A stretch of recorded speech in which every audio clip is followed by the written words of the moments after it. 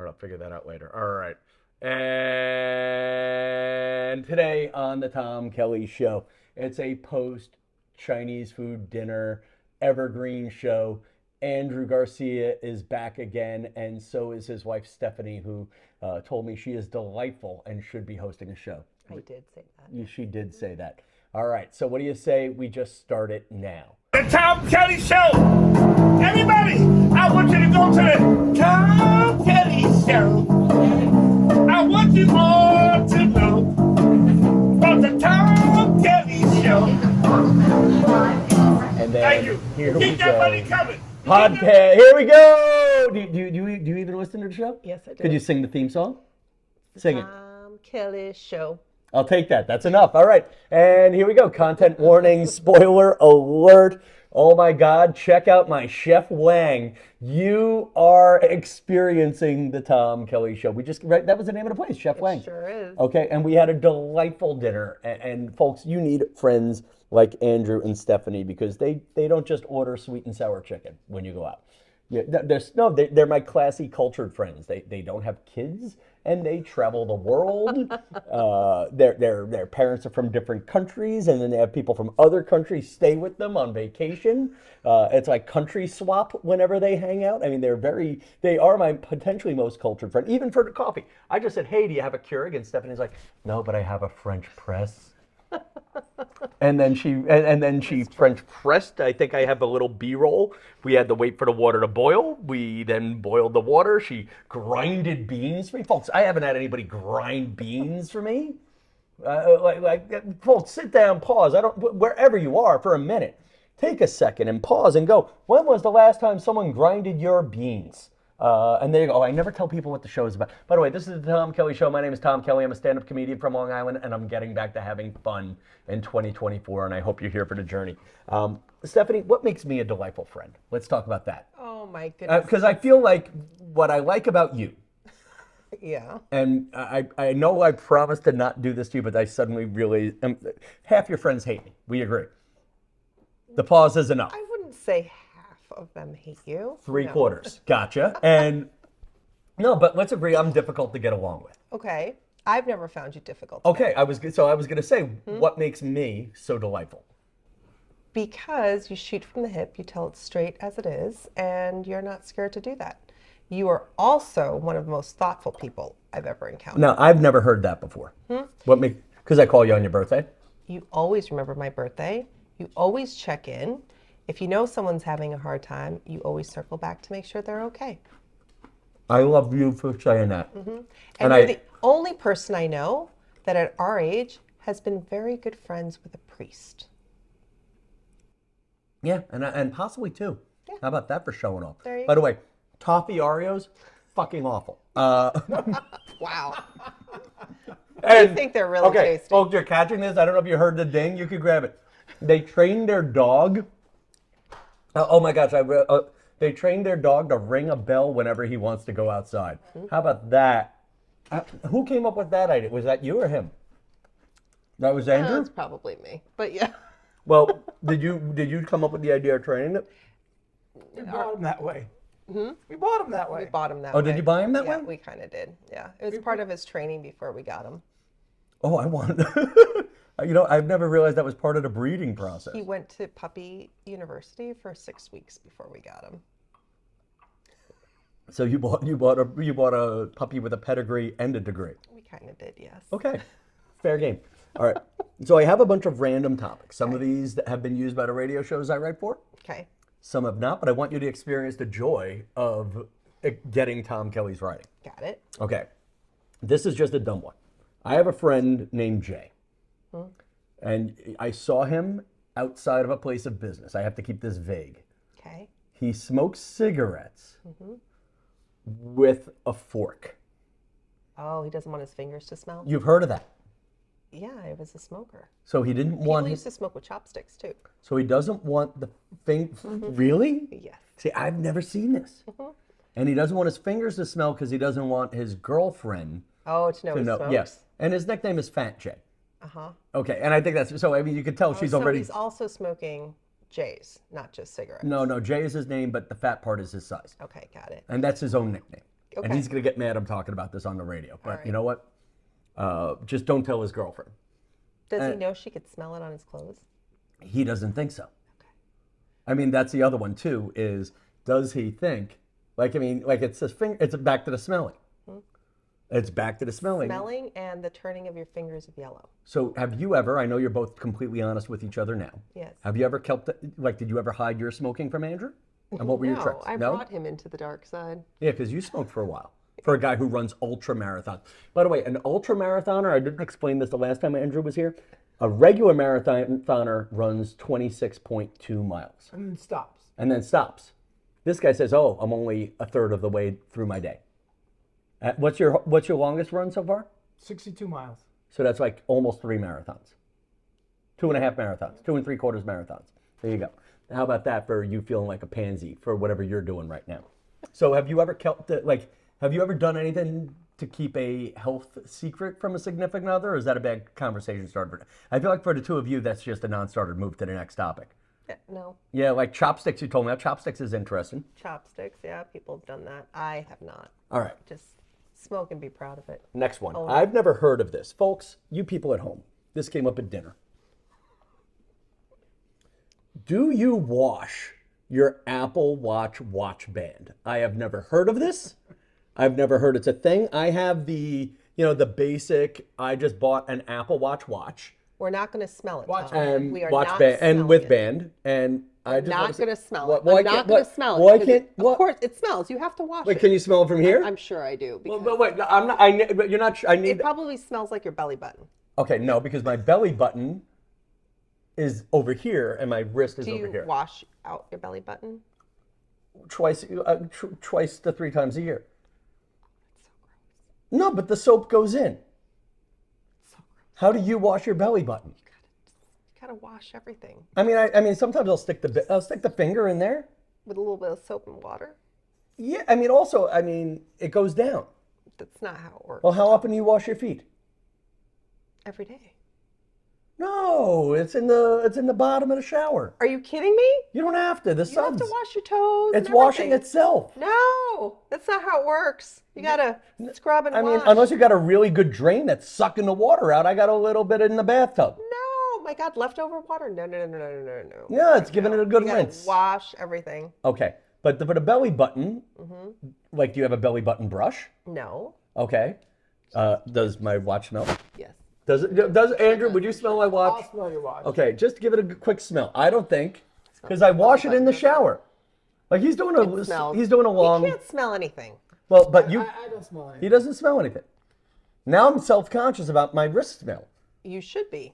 But you're the one person who can answer. I won't do it. I don't think it's. Just give it a quick smell. I mean, now it's been off. That's not so bad. No, it's not so bad.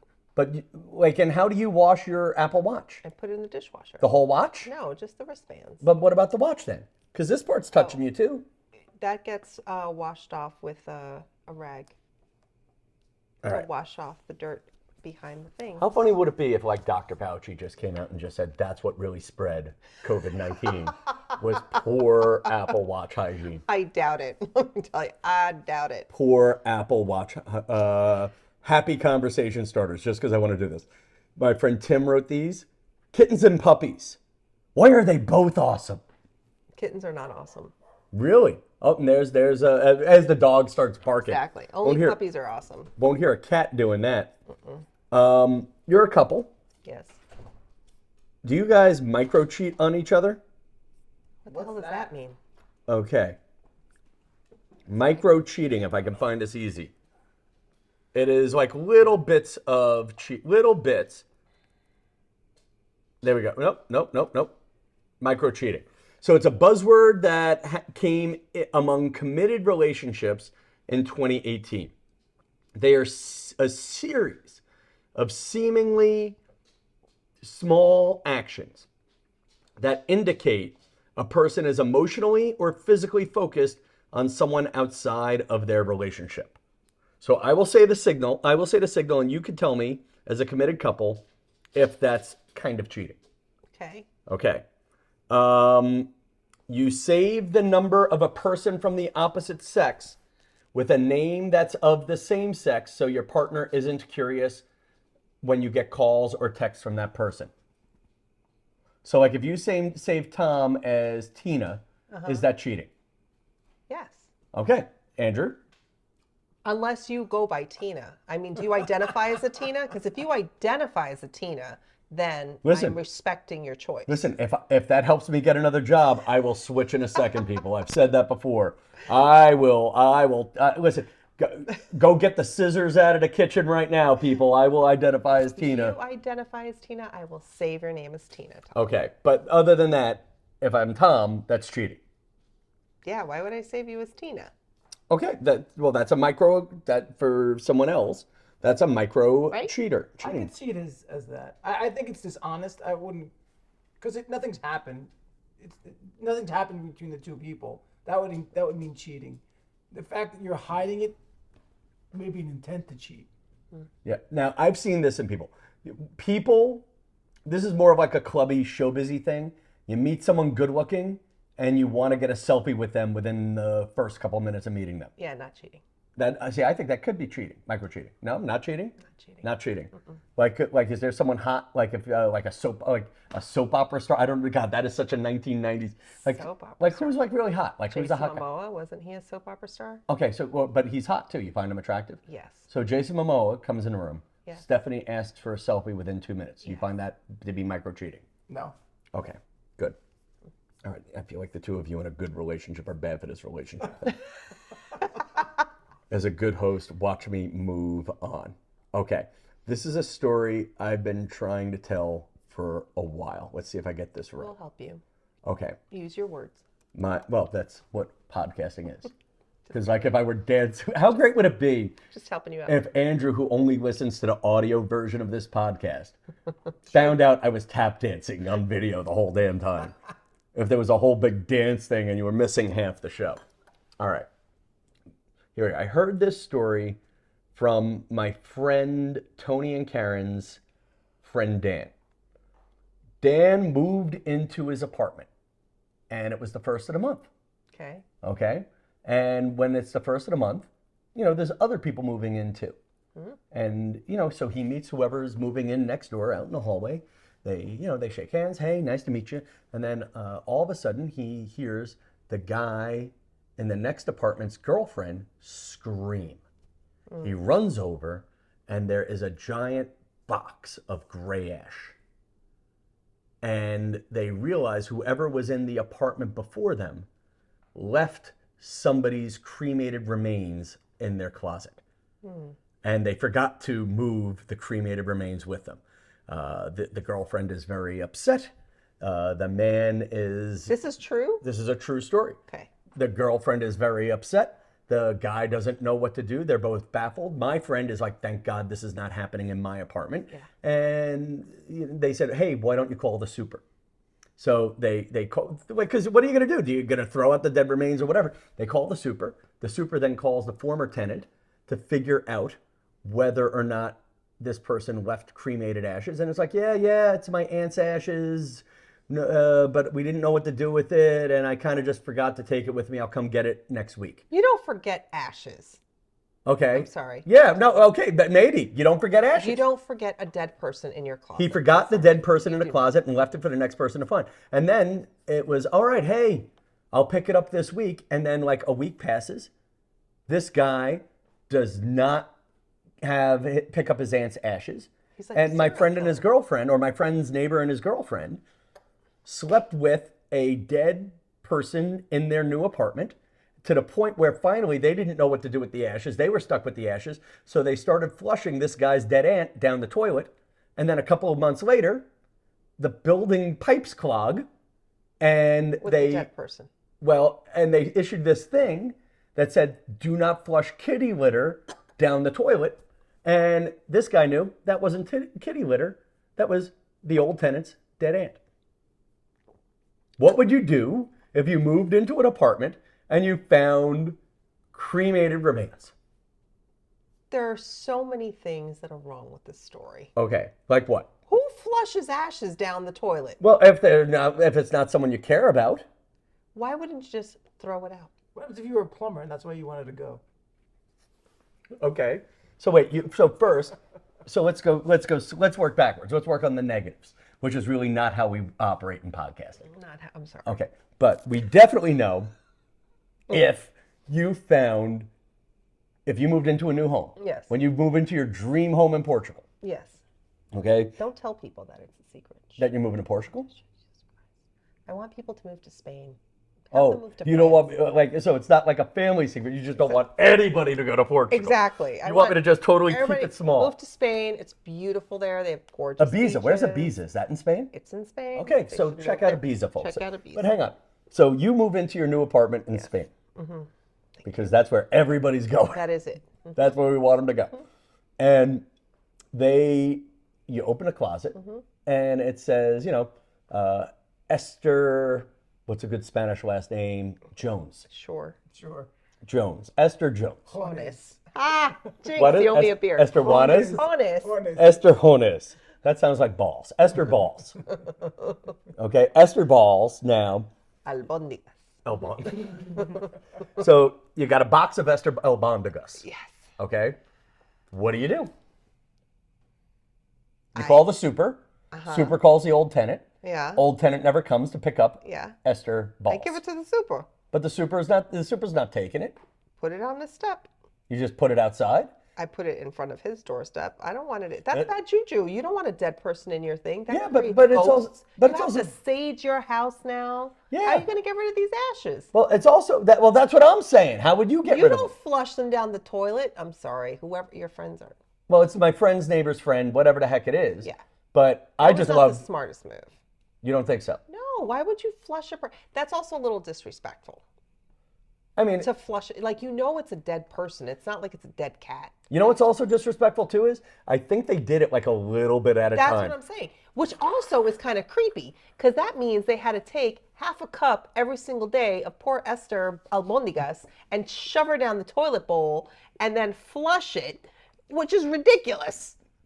Which is absolutely ridiculous. I know it would be a very weird name for the podcast, but I think a great title for today's show is A Cup of Esther Albondigas. You got it, and then you're like, oh, and No. that's a couple of swirls going down because that didn't go down in one flush. So they literally stood there and kept flushing her down Now, every single What about day. taking the ashes and just scattering them out? That would have been better. Okay. Yeah, take her to a nice little park, The rooftop. rooftop. No, you don't want that shit landing on other people. Okay. Can you imagine? There you are smoking your cigarette through your chopsticks, and then yeah, it's like So along the lines of ashes, I'm not going to name the person because I don't want to track down people to track down who it was. But I went to a memorial service for somebody I worked with at ABC, God, 15 years ago, to the point where I'm actually having trouble. I'm straining on the names even of who was there and who wasn't. And it was on the roof of, do you ever go to the Empire Hotel? They have a roof deck. It's right on the Upper West Side.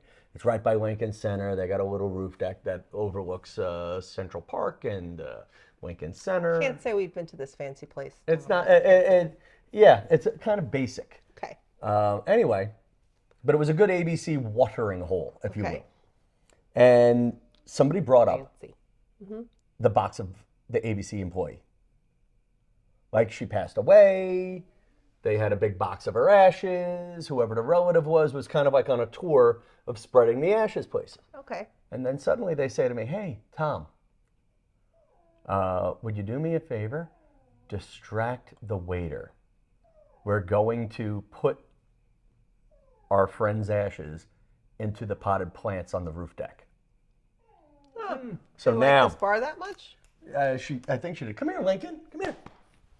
Oh, you know what I love? Lincoln just wanted to be paid attention to. So yeah, whoever my friend was, not naming the exact name, Yep.